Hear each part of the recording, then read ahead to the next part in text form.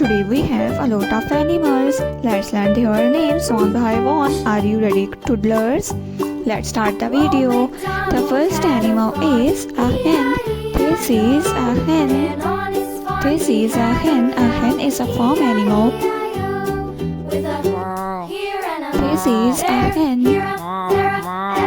This is a hen. The next one is a gorilla. This is a gorilla. A gorilla is a safari animal.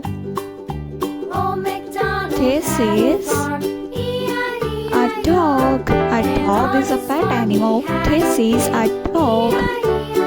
This is a dog. The next one is a saurus. This is a saurus. This is a saurus. A saurus. This is a saurus. This is a rhino. This is a rhino. A rhino. This is a rhino. A rhino. The next one is a leopard. This is a leopard. This is a leopard. A leopard is also a safari animal. The next one is a panda. This is a panda. A panda.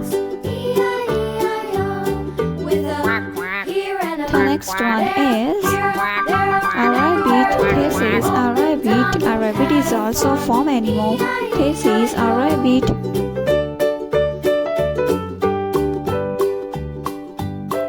This is a peacock. This is a peacock. A peacock is also a farm animal.